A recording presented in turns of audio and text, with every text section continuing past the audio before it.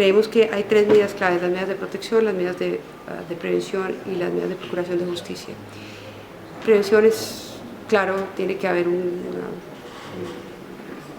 cartilla, digamos, o un protocolo de manejo de la fuerza pública con la prensa.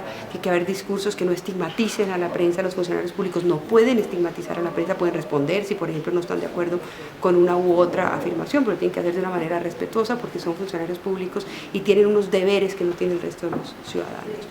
En materia de protección, para nosotros es muy importante, primero, que se comprenda que el periodista no es solo el periodista profesional, el periodista que tiene el título, por ejemplo, el periodista que trabaja para un medio profesional. Un periodista hoy es un periodista de una radio comunitaria, un periodista hoy es un periodista ciudadano, es un bloguero, un periodista hoy es cualquier persona que intermedia de manera sistemática, digamos, entre la realidad que él o ella percibe y los consumidores, digamos, de esa información, los ciudadanos o las ciudadanas que usan esa información para tener una mejor idea de la sociedad en la cual viven. Eso pasa con documentalistas, eso pasa con una cantidad de personas que no eran comprendidas dentro de la definición, digamos, más estricta de periodistas.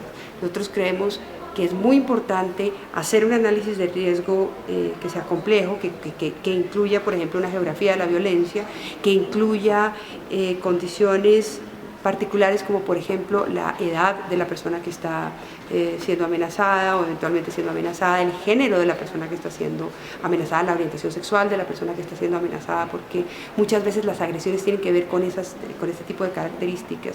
Si pertenece o no pertenece, por ejemplo, a un pueblo indígena, para poder después identificar la medida de protección adecuada. Y esa medida de protección tiene que ser compatible con las condiciones de esa persona y por eso tiene que ser negociada con esa persona.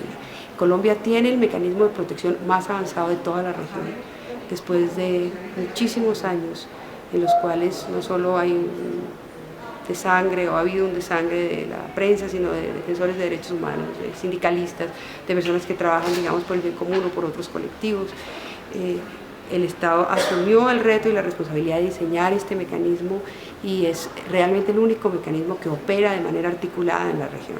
Ese mecanismo ha tenido fortalezas y debilidades. La Corte Constitucional colombiana ha tenido relación con ese mecanismo y ha tenido, digamos, interlocución con el diseño de políticas públicas de ese mecanismo, y nosotros creemos que es muy importante mantenerlo, tener un diálogo abierto y fluido con ese y con los otros mecanismos que están en proceso de creación regional, para los cuales es muy importante que el de Colombia sea exitoso.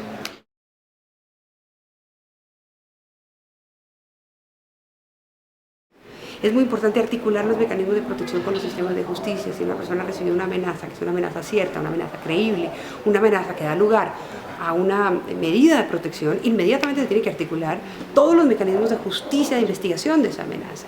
Probablemente la protección más eficaz no es la que brinda ese mecanismo, sino la que brindaría una administración de justicia eficaz que sea capaz de conocer el origen de la amenaza y de sancionar adecuada y proporcionalmente a la persona que está detrás de esa amenaza, particularmente al autor intelectual de la amenaza.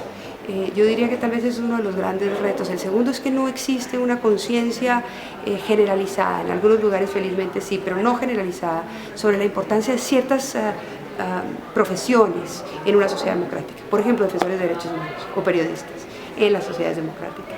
Y entonces la Administración de Justicia opera de la misma manera y caen en esa red, digamos, de inercia que genera una enorme impunidad. Nosotros creemos que tendría que haber una selección de casos cuando estas personas han sido asesinadas, por ejemplo, por defender tierras o, por ejemplo, por defender a personas de la comunidad LGTBI o por ser periodistas que están haciendo investigaciones de criminalidad organizada o investigaciones de corrupción. En esos casos el Estado tiene que mandar un mensaje muy claro, y es que en muy poco tiempo el responsable va a estar tras las rejas. Y me parece que todavía falta mucho para que logremos que eso pase.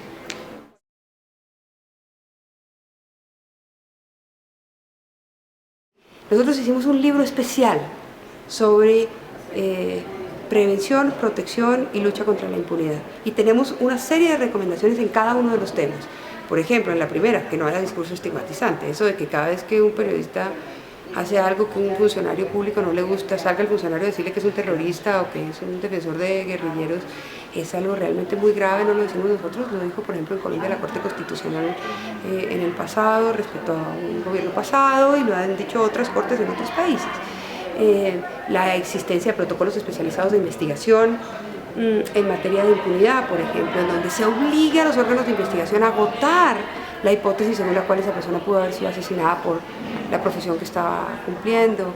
Entonces tenemos una serie de recomendaciones que son muy precisas y muy claras, creemos que son viables, factibles.